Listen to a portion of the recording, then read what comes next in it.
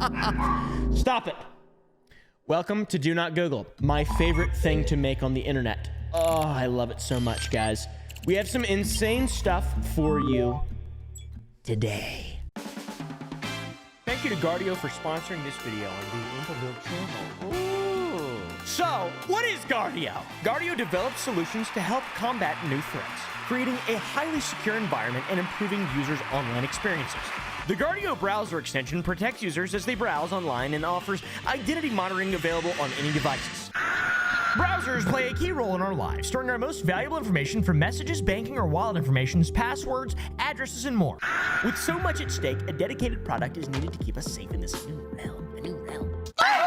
Guardio acts as the first line of defense. That's what Guardio is. What is happening? Do you know? No idea.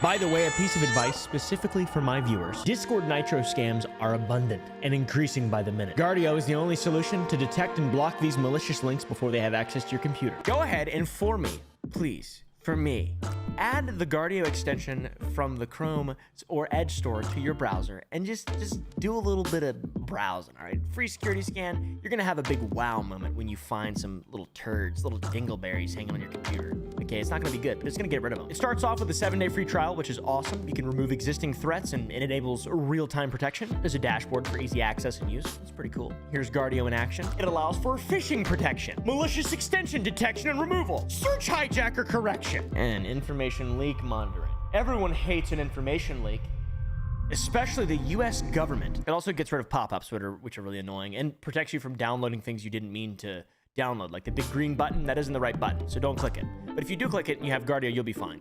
And one Guardio account covers 5 family members, which is dope. And currently, if you're not protected, you think maybe 2-factor authentication might help. Actually, I mean, it helps a little bit, but it doesn't, though. At the same time, if you get hacked, 2-factor authentication doesn't matter. It can be bypassed in most instances. And not to mention, if you don't want your data leaked to just data miners out there, that's just gonna happen unless you have something preventing it from happening on a consistent and regular basis. Now, if something like this does happen and you're using Guardio and my link, that gets you 20% off the monthly subscription. You'll be safe. Click my link and install the program that is trusted by over 1 million users. It does support the channel. You know what ads are. Thank you all so much. I appreciate you guys. And thank you so much for Guardio for sponsoring this video. Do not Google North Sentinel Island. North Sentinel Island is a remote island off the coast of India in the Bay of Bengal near the Andaman and Nicobar Islands. I didn't know this was a thing, by the way. The Bay of Bengal. You mean like the tiger? This fun little vacation spot is an extremely secluded island known to be the home of the Sentinelese. The Sentinelese people are fully tribal, almost to an ancient level. They pretty much just have bows, arrows, spears, and minimal clothing. I mean, these guys have drip, designer, what does Mark Wahlberg say? I don't know. They're sort of the Mark Wahlbergs of the Bay of Bengal. Just kidding, that's stupid. The Sentinelese people are believed to be descendants of a group of hominids that left Africa approximately 60,000 years ago. In this time, they have had minimal contact with the outside world. They're not too keen on visitors. They don't like it when people come around. That's sort of the whole point of this. They do wild stuff. Now, in spite of there being relatively no contact for a very long time, there was sparse attempts to contact the Sentinelese in the 1800s and 1900s by more advanced civilizations, and they tried to civilize these people. They contacted the inhabitants, and it didn't go very well. Many of these attempts resulted in terrible failures, people getting shot with bows,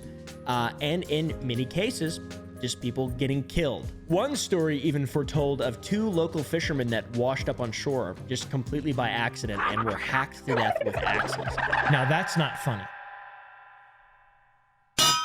And a lot of the time when boats come by or just the outside world comes by and the Sentinelese people see the outside world, they meet the visitors, not with an outstretched hand to talk peace and diplomacy, a la NATO or the UN. They throw rocks, literally. A hailstorm of rocks and arrows. They don't like people very much. I don't blame them. On top of just random visits and people trying to civilize the Sentinelese, there's been many attempts to leave gifts, some live boars tethered up, some with cooking equipment, some dolls for the children, amongst a bunch of other cool little knickknacks. Now, one fellow by the name of Pandit was able to make contact with the Sentinelese in 1967 by bringing a group of tribal folk from a neighboring island and used them as a buffer or translator. It worked. Pandit and his crew gave gifts to the Sentinelese: coconuts, food, more cooking equipment, some knives for chopping the food. Now, this exchange of goods with the Sentinelese people was one of the only successful exchanges ever attempted. Mr. Pandit even stated, "During our interactions, they threatened us, but it never reached a point where they went on to kill or wound. Whenever they got agitated, we stepped back." Now, unfortunately for one American fellow named John, a Washington-born man, this was a call to action for him. After learning all of this, he decided to visit the Sentinelese people on North Sentinel Island. Now, why would anyone ever want to go here and die? John grew up in a Christian household and spent most of his youth in nature, and as he grew up, he had an increased interest in the outdoors in general and the study of the Bible. This man became a missionary. You're familiar with missionaries, aren't you? There are people who go around preaching the word of God. Sometimes they get killed. They go to areas in the world that they believe could benefit by having, Christ as their religion. John joined a group called All Nations, who then trained him for his mission to bring the word of God to the most remote regions of the world. After his training, he went around the world and successfully delivered his seed of Christ to a bunch of different people, and it worked out well. And then began the determination for John to make the natives of North Sentinel Island Christians. John traveled to Port Blair, the main city in the Andaman Islands, to set up shop. Base camp, if you will. A campfire, a save point, a checkpoint. He prepared for his endeavor by building a survival kit, if you will. A survival kit full of essentials and gifts for the people of the North Sentinel Island. These gifts were peace offerings, as you can imagine it from what you've learned so far. A funny little gift that he was bringing was a football and a large fish. He was bringing them a large fish. John then located 2 fishermen that would take him to the island while evading the Coast Guard because access to the island is illegal. He paid these fellows off 25,000 rupees each. That's 350 bucks American. That's a lot of money. They were to take him there and wait offshore for him to return. Bad idea. Very, very, very bad idea. John took his gifts and waterproof Bible and set off to North Sentinel Island. On the journey there in the fisherman's vessel, they avoided the occasional patrol boats in the water and made their way to North Sentinel Island to greet the Sentinelese people. As they approached the island and got closer, the fishermen refused to go any closer. So John got in a kayak, stripped down to his underwear to appear more friendly to the people there, and paddled to shore, baby. As he came closer to shore, the natives appeared from the trees and he shouted, "My name is John, I love you, and Jesus loves you." And the natives strung up their arrows and just started to fire at him. John then tossed the large fish he carried with him at the Sentinelese people and then turned and, I quote, "paddled like I never have in my life." He wrote that in his journal. So John's first attempt to get to the island and speak with the Sentinelese people, not good. Did not go well at all, guys. I'd give that an F. That's a failing grade. Now, unbroken and a man of God, John returned to the island and tried yet another attempt to make contact with the people there. He laid out more gifts on the shore and began approaching the hut that they were shooting at him from. Around a dozen Sentinelese people came out and began to whoop and shout. He got closer and then tried to parrot what they were saying to him. And they all begin to laugh at him. I would assume this is because they were shouting insults and he's saying them back. That has to be, objectively, that seems like a funny thing. Now, remarkably, for a while, John's presence was tolerated by the Sentinelese and he sang songs and recited Genesis to them. Now, this was until a young boy shot an arrow at John and struck the Bible that he was preaching from. It was clearly a message that he had overstayed his welcome. John pulled the arrow from his Bible and then left camp. And by the way, the tribe had seized his kayak at this point, so he had to swim nearly a mile back to the fishing boat that was waiting for him. I can't imagine being those fishermen just waiting like, you think he's coming back? Probably not, to be honest. So John makes it back to the boat, and on his way back to the Andaman Islands to his campsite, he ponders his positive progress of the day, his imprint on the locals. He said, "I'm scared, watching the sunset, and it's beautiful. Crying a bit, wondering if it'll be the last sunset I see before being in the place where the sun never sets." I assume that's a prophecy for his own death. Danger, he's staring danger. At this point, I would have given up, to be honest. I would have never gone to the Bay of Bengal or preached the word of God. Nothing wrong with that, I suppose, but this just doesn't seem extremely logical. Not to be judgmental or anything, obviously, but also I'm an asshole, so. The morning of November 16, 2018 would be John's last. He set out once more to North Sentinel Island. This time, he requested that the fishermen that were to escort him there were to not stay so close to the shore and leave him there for some time. I assume this is like a form of commitment. He thought that the Sentinelese people would see this as a, you know, a gesture of peace, and maybe so they wouldn't feel threatened by it. And he also explained that if he were to die, he didn't want the fishermen to witness it. Brave man, honestly. So John set out for shore to meet with the Sentinelese people. And by the way, that's the end of the story, because no one really knows what happened after that, other than the fact that he never came back. I should note that his family released like an official acknowledgement that John was out there on his own free will and was just doing his absolute best. He was a good man. Of course he was. He loved God. He loved life, etc. He was doing what he loved. And he believed that the North Sentinel Island was the last stronghold of Satan. That is a quote. That is honestly very impressive and, you know, just wild that we live in a world in which that's, you know, so recently, 2018, by the way, this happened. Whether or not John's a martyr, I'm not sure if he's blindly arrogant on his ability to convert people to his religion of choice. Not exactly sure.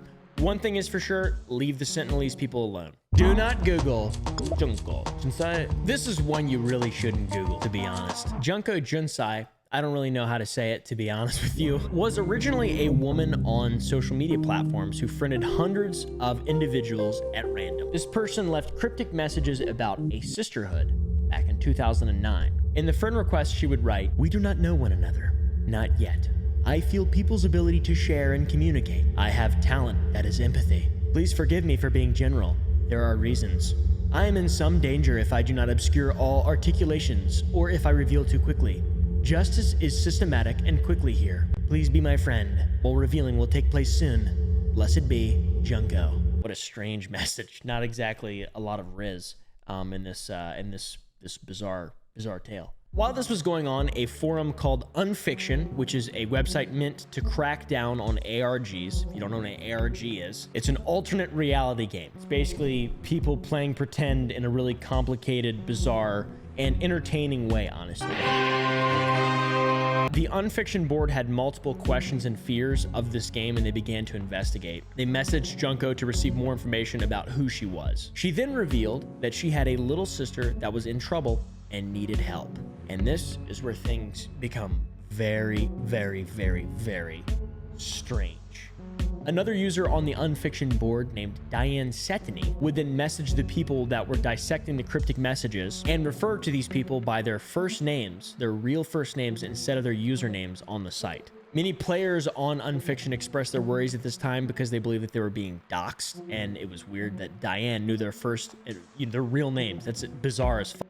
And this spread fear throughout the forum and had many people quit playing the game. They originally thought that it was just a fun ARG to participate in and solve fun puzzles, but things quickly turned too strange for them to think it was an ARG anymore. Now, taking a couple steps through the fourth dimension, Junko posts a link on Twitter leading to an advertisement about a biotech company. She claimed that she and many like her had superior genetics that this biotech company wanted to harvest. The company wanted these genes for some reason. At the end of the advertisement, there is a naked woman for 2 minutes, just alone in a room, writhing in either discomfort, pain, or pleasure. Not exactly sure. A lot of writhing though. Super weird, very uncomfortable. Do not like it. And within the video as well, there was 4 different coordinates, one to Russia, one to Norway, one to Tibet, and one to Australia. And when mapped out, these coordinates form a perfectly straight line. Wild. This is some fucking ancient alien shit, guys. Do y'all believe in that? Sorry, a little side tangent. I do. Stupid. After the video, if you return to the site and typed in Alpha Center, a video would play. This was a shortened version as the original was 20 hours long, but the ARG then began to insinuate that there were people being held hostage by a Russian group that existed in the mountains. When you would type the Alpha Center thing, it was actually a website that grabbed your IP. It doesn't exist anymore, but it showed something and also grabbed your IP. One scary part of this, though, is that it wasn't a part of the ARG, and it caused a lot of people to log into the website and just get messages from an actual Russian security firm that people were harassing and claiming that they had kidnapped and held a woman hostage. Weird. Lines of reality being blurred here. The Russian security firm obviously denied these claims and said that they had no idea what anyone was talking about, and then they called Junko Jensai a T-word organization. You can't say that word on YouTube. I have to do a little bit of censorship. I'm sorry. Please kiss my ass. Thank you. This is the message. Dear sir, We are private security and contractor firm which does not operate in North America. A bit surprised by the accusatory tone of your email, but will not entertain such accusations as they are baseless and no doubt without any evidence. Obviously, you feel strongly about the events described. We are aware of the group calling by the nom de guerre Junko Jensai, a fabled front for what is reality a dangerous organization. We have no relationship with this group, which followed through today on the promise of an attack in Nazran. What? Best regards, Piotr. Piotr. That's funny, man. Now, it was grabbing IP addresses because it's a security website, and the ARG players were under the assumption that they were, you know, interacting with an ARG website in character, not a real guy, not a real security firm, not an actual guy named Piotr. And the Jensai and Sisterhood were T-word organizations known for women S-word BOMBERS. People were very scared at this point. And later they made a post saying the attack is soon and it's crazy. And right after that, something happened that a lot of people died. 25 died, 164 injured. And it is at this point, people thought that the ARG was using real world events to develop the ARG, or they were simply carrying out horrible acts. A ton of people thought this was completely real and reported it to the FBI. The ARG was so complex at this point that most people just tried to figure out what the next clue was, if there was any, or if this was just something, you know, just a true murderous organization, and they're like taking sides, trying to solve it and bring it down. There's kind of two sides this entire time. The Jensai, which I'm not saying that correctly, Jensai? By the end of October 2009, there were no more clues, and it would stay like that for some time, until 2014. An app was uploaded to the App Store by the name of Alpha Archive, which continued the Junko storyline. The users would be directed to an AI chatbot stating that they could give them a secure login to see more for a price. If users paid, they were sent on another quest of getting into strange websites and downloading really, really bizarre videos. A lot of people used VPNs for this. Many people lost their internet, and some people stuck around and found out how to do this and made it all the way through. After everything was said and done, there was no real ending to the Junko storyline, but something massive was revealed. The entire thing was an ARG. The Got Your IP website, the government watch lists, the T group bombings, everything was completely constructed as an ARG, and people were left unsatisfied with years of clues investigating and there not being a solid end. The masterminds behind this were just doing it for fun and to get a piece of the pie, which is just cash, because they spent a lot of time producing this quality of an ARG. Do not Google Skinwalker. This is one of my favorite things in the entire world, Skinwalkers. The idea of Skinwalkers, they're so creepy and fun. A Reddit post that popped up a few years back by a person named LateCap3 contained a drawing of a Skinwalker and a description of what this person had seen. Now, this person was an amateur Navajo para researcher that claimed to want to stop misinformation about Skinwalkers that have been westernized and misrepresented, like me.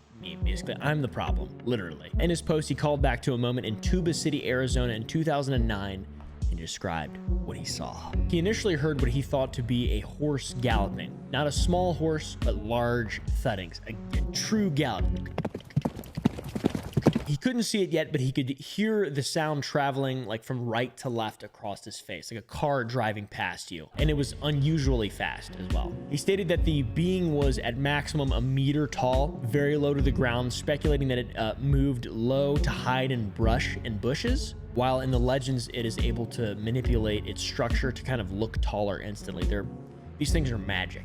Are they real? I don't know, dude. I'm just an idiot, bro. I'm a do not Google idiot. These creatures are also reportedly able to move throughout people's homes with no reaction from the inhabitants and then leave quickly thereafter. The amateur researcher and professional man on Reddit claimed that it gave off a sort of mirage, like a hot car gives off, that weird little warping of the background, but he described it as a reality manipulation that truly bent the background. For a brief time when it arrived, there was no sound or ambience 5 seconds before its appearance, with little or no sound when it was present. And for a few brief seconds, it appeared and then disappeared in the blink of an eye, where he was able to see its blurred mirage.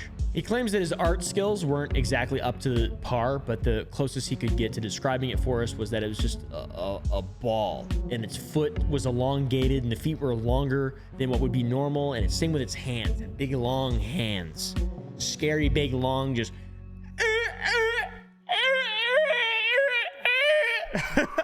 POV Skinwalker. I really am westernizing this shit and ruining it. I'm sorry, guys. He said that the black mass and mirage described is very similar to the representation of cloud and rain deities that they have on the Kachina masks and dolls seen here, usually on the mouth, and it's made of feathers. A similar connection was made to the more Midwestern tribes and states it was very similar to their deity representations of the clown Heyoka. I've seen this before. This is so interesting. They describe this deity as a living contrarian jester, a satirist that lives, speaks, and reacts in an opposite of fashion to the people around them. Literally just Gene Wilder from The Chocolate Factory. You know when he puts his cane in the thing and he does a front flip and he flips it? Crazy, man. Crazy, man. Love that shit. This deity, or an example of this type of thing, a satirist, a contrarian, would be in charge of the dead instead of the living. If it's cold, they would run around naked and complain that it's hot. If it's a heat wave, they would cover themselves as if it were cold. In Lakota mythology, he is a spirit of thunder and lightning, depicted as having 2 horns and the ability to appear as a bird, a horse, a dog, a nighthawk, a frog, or a dragonfly. So there's a bunch of different renditions of this creature, this god, this thing, this being. The Reddit man then questions how something like this could be explained and or how it could even exist. A higher consciousness that can control and manipulate its cells to grow and shrink. It's insane. How can a skinwalker even be real? He says that throughout many different native cultures, they have multiple things that they can control. There's reality manipulation, weather, spying, astral manifestations, botany, geography, insect poisoning, and many more. He then tries to give more meaning to the drawing, stating what individual parts of it represent and mean in the culture more specifically. Red is faith, orange and yellow is intelligence, black is success, white is purity. At the end of it all, he states he doesn't feel comfortable calling it a skinwalker, so he gives it a code name, Shadow Moses. That goes hard as f. And this isn't Reddit man's first time coming across a skinwalker or hearing about them, as he has information of other incidents. He gathered other data about their combative and evasive capabilities and their uses of sound, either for territorial or evasive purposes. Mimicry, that's weird. He's seen another being called Big O, which is a much larger creature, more similar to a Sasquatch, that is a round blur with a white mask. And this thing has had many witnesses. And this isn't the only skinwalker sighting in Arizona. It's a massive hotspot for paranormal activity, aliens, Bigfoot, beings from the Zeta Reticuli system, etc. Now, what do you guys think? Does this seem fabricated to you? Just an old myth of some kind? Something to be respected, but obviously acknowledged as just entertainment, not real. If I saw it, I'd shit. I know that's for certain.